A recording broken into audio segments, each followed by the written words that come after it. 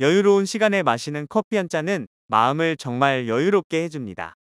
하지만 무심코 커피에 넣었던 이것 때문에 뇌가 쭈그러들고 치매에 걸릴 확률이 높아진다는 사실 알고 계신가요? 오늘부터 커피 마실 때는 이것을 넣지 않도록 반드시 주의하시기 바랍니다. 안녕하세요. 반갑습니다. 안녕하세요. 당신의 건강 지킴이입니다. 아직 구독 안 하신 분들 계신가요? 지금 바로 구독과 좋아요 꾹 눌러주세요. 소중한 분들께도 많이 공유해주시고 건강 지킴이 더 많이 소개 부탁드려요. 앞으로도 최고의 건강 정보만 전해드리겠습니다. 치매는 더 이상 남의 일이 아닙니다. 현재 우리나라에서는 65세 이상 노인 10명 중 1명이 치매 환자라고 합니다. 점점 고령화 사회로 접어들면서 치매 환자 수는 더욱 증가할 것으로 예상됩니다. 노년층뿐만 아닙니다. 치매는 60대 이상의 고령층뿐만 아니라 30대, 40대 청년층에서도 발생률이 높아지고 있습니다. 이는 매우 심각한 문제입니다. 최근 한 연구 결과에 따르면 노인성 치매인 알츠하이머 발병률이 높은 사람일수록 뇌세포 사이의 연결성이 감소한다고 합니다. 뇌세포 간의 연결성이 감소하면 인지능력 저하 및 치매 증상이 나타날 수 있다는 것이죠. 그래서 오늘은 뇌세포 사이의 연결성과 커피와 함께 먹으면 최악인 음식 3가지, 그리고 더 나아가 건강하게 커피를 마시는 방법 3가지를 알려드리겠습니다. 커피와 함께 먹으면 안 되는 최악의 음식 첫 번째는 시럽입니다. 우리가 즐겨 먹는 다양한 커피들에는 의외로 시럽들을 굉장히 많이 사용하고 있습니다. 더욱 달콤하고 더욱 맛있게 먹기 위해서입니다. 많은 분들이 시럽을 조금만 사용하는 것은 전혀 문제가 없다고 생각하지만 그것은 큰 착각입니다. 조금만 사용해도 좋지 않습니다. 왜냐하면 커피는 보통 식후에 많이 마시기 때문입니다. 즉, 혈당이 높아진 상태에서 이런 달달한 커피를 마시게 되면 혈당과 충돌이 일어날 수밖에 없습니다. 즉, 고혈당 상태로 이어진다는 것이지요. 커피에 넣어 먹는 시럽은 우리 몸의 혈당을 급격하게 상승시키고 인슐린 분비를 촉진시킵니다. 당뇨 환자에게는 치명적이고 비만 환자에게도 매우 위험하답니다. 우리 몸은 이러한 고혈당 상태에서 당 독소를 많이 생성하게 됩니다. 당 독소는 뇌세포를 직접적으로 공격하는 치명적인 물질입니다. 또한 과도한 당분 섭취는 칼슘 흡수를 방해하는데요. 그렇기 때문에 성장기 어린이에게 있어서는 더욱더 조심해야 하는 부분이기도 합니다. 커피와 함께 먹으면 안 되는 최악의 음식 2번째는 초코 소스입니다. 초코 소스는 카페모카에 많이 사용되는 재료입니다. 카페모카는 초콜릿에 풍미가 더해서 더욱 달달하고 깊은 맛을 내기 때문에 단 음식을 좋아하는 분들이 굉장히 선호하는 커피입니다. 하지만 카페모카에 들어가는 초코 소스에는 어떤 성분이 들어가 있을까요? 주로 제일 많이 들어가는 성분은 설탕입니다. 즉, 초코 소스는 카카오가 주재료가 아니라 설탕이 주재료입니다. 설탕은 혈당 수치를 급격하게 상승시킵니다. 당연히 치매 예방에 안 좋고 당뇨 예방에도 나쁩니다. 또한 커피와 함께 넣어 먹는 초코 소스는 인슐린 분비량을 증가시키는데요. 인슐린 분비량이 증가하면 장내 세균 증식이 활발해져 가스가 차면서 복통을 유발한다고 합니다.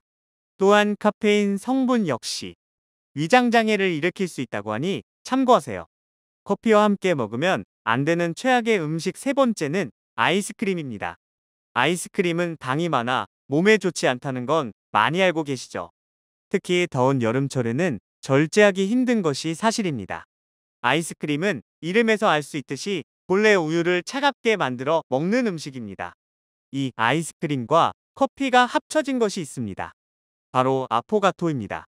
아포가토는 에스프레소 커피의 바닐라 아이스크림에 부은 것입니다. 하지만 지금 우리가 자주 먹는 아이스크림은 설탕이 정말 많이 들어가 있습니다. 물론 더운 여름철을 이겨내는데 아이스크림은 도움이 되는 음식입니다. 아이스크림 하나 시원하게 드시면 에너지도 빠르게 회복해주죠. 하지만 분명한 것은 치매 예방에는 좋지 않다는 것입니다. 아이스크림 역시 혈당을 급격하게 올리기 때문입니다. 그리고 단 음식을 자주 먹게 되면 고혈당 상태가 오랫동안 지속되는데요. 지속적인 고혈당 상태는 결국 인슐린 저항성을 높이게 됩니다.